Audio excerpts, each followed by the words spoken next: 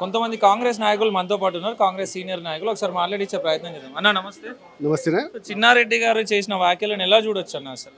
ఏదున్నా కూడా ఈ కుటుంబ సమస్యలు వాస్తవానికి ఒక ఇద్దరు అన్నదమ్ములు ఉంటేనే ఆస్తి పంపకాలు పదవి పంపకాలు ఉంటాయి. ఆ విధంగా కొంచెం అక్కడ ఎక్కడో ఆయన మనసు బాధించి ఉంటుంది. ఆ బాధ కూడా మన పీసీసీ గారు మన రేవంత్ అన్న గారు దగ్గర పిలుచుకొని మా కుటుంబ సమస్యలు మేము అండబడి క్లియర్ చేసుకుంటాం. ఎందుకంటే బయట వాళ్ళలాగా మా వాళ్ళు ఒకే చోట మాట్లాడాం. కానీ గతంలో మరి కేసీఆర్ గారు కూతురు కవిత గారు ఎన్నో మరి హరీష్ రావు మీద చెప్తున్నాడు. దాన్ని కూడా పట్టించుకోవట్లేదు. వాస్తవానికి వేల కోట్లు లక్షల కోట్లు కుంభకోణాలు జరిగిందని చెప్పి కానీ మాకు ఇక్కడ ఏమైనా మనసు బాధ అని చెప్పేసి చిన్నారెడ్డి గారు చెప్పారు కదా తప్ప ఇంకా వేరే విషయాలు ఏం లేవు. ఇక పదవులు కానీ పార్టీలకు కానీ ఎలాంటివి లేవు.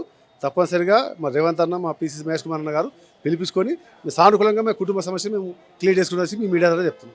ఇటీవల కాలంలో చాలా మంది సీనియర్ కాంగ్రెస్ నాయకులంతా కూడా తమ అసంతృప్తిని అనేక విధాలుగా బయటకు కక్కుతున్న పరిస్థితి. అసలు ఎట్లా చూడొచ్చు అన్న? కాంగ్రెస్లో ఏమైనా అంతర్గత కుమ్ములాట ఏమైనా ఉందా, లేకపోతే చక్కదిద్దే ప్రయత్నం ఏమైనా చేస్తున్నారా? వాస్తవం అంటే కాంగ్రెస్ అంటే పెద్ద సముద్రం లాంటిది. సముద్రంలో కొన్ని ఒడిదుడుకులు ఉంటాయి. దాని క్రమశిక్షణలో క్రమక్రమంలో దాన్ని సరిదిద్దుకోకపోతే తప్ప దాంట్లో ఎలాంటి ఇబ్బందులు లేవు. తప్పనిసరిగా మళ్ళీ రాబోయే కాంగ్రెస్ పార్టీ కూడా తప్పనిసరిగా మా రేవంత్ గారు ముఖ్యమంత్రి అవుతున్నారు. మళ్ళీ ఇంకొక 5 ఏళ్ళ పరిపాలన కూడా మాది ఉంటుంది. కాబట్టి తప్పనిసరిగా అందరికీ అవకాశం వస్తాయి. ఎందుకంటే పదవులకు తక్కువ ఉంటాయి, పబ్లిక్ ఎక్కువ ఉంటాయి కాంగ్రెస్ పార్టీలో. కాబట్టి తప్పనిసరిగా క్రమక్రమంలో అందరూ కూడా ముందుకు పోయే ప్రయత్నం చేస్తాం. తప్పకుండా అందరూ కూడా సమన్వయంగా న్యాయం చేస్తారు మా ముఖ్యమంత్రి గారు. తప్పనిసరిగా ఇంకా 5 ఏళ్ళు మనకు అవకాశం కూడా ఉంది. కాబట్టి తప్పనిసరిగా ముందుకు తీసుకుపోయే దిశలో మా ముఖ్యమంత్రి గారు ఉంటారని చెప్పేసి కూడా మీడియా ద్వారా తెలుసు. ప్రధానంగా మనం చూసుకుంటే చిన్నారెడ్డి గారు చాలా సీనియర్ కాంగ్రెస్ నేత. దాదాపు 8 సార్ల ఎమ్మెల్యే టికెట్ సంపాదించిన పర్సన్ అండ్ పలు దఫాలుగా ప్రజలకు కూడా సేవలు అందించిన పర్సన్. అసలు ఇట్లాంటి వ్యాఖ్యలు చేయడం ద్వారా అప్కమింగ్ జనరేషన్ ఉన్న రాజకీయ నాయకులకు అసలు ఎటువంటి సందేశాలు వెళ్తాయి అనుకుంటున్నారు? అంటే ఒక్కటి మీరు గుర్తుపెట్టుకోవాలి, చిన్నారెడ్డి గారు వాస్తవానికి సీనియర్ లీడరు. ఆయన ఎప్పుడో ఎమ్మెల్యేగా ఉన్నప్పుడు మా ముఖ్యమంత్రి గారు నేను వాల్ రైటింగ్ కూడా రాశానని చెప్పి గొప్పగా చెప్పుకునే వ్యక్తి ఒక రేవంత్ రెడ్డి గారు. అది మర్చిపోవద్దు.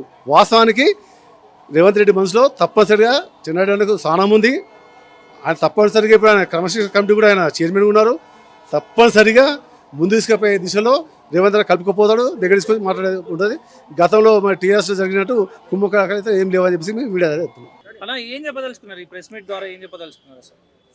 వనపర్తి నియోజకవర్గంలో నిన్నగాక మొన్న చిన్నారెడ్డి గారు కాంగ్రెస్ పార్టీ అధిష్టానం మీద అనుచిత వ్యాఖ్యలు చేసి ఉన్నారు.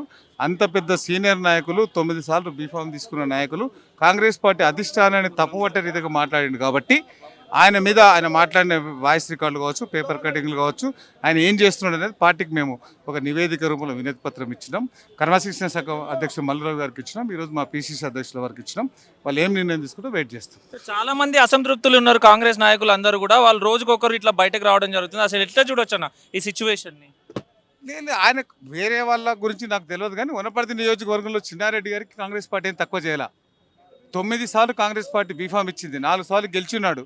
మళ్ళీ ఇప్పుడు బీఫామ్ ఇవ్వకపోయినా క్యాబినెట్లకు పోయే ర్యాంక్ ఉన్న ప్లానింగ్ బోర్డు వైస్ చైర్మన్ ఇచ్చిన ఆయనకి ఏం తక్కువ చేయలే. సో మరి ఆయన ఎందుకు ఎట్లా చేస్తున్నాడో ఆయన ఆలోచన చేసుకో.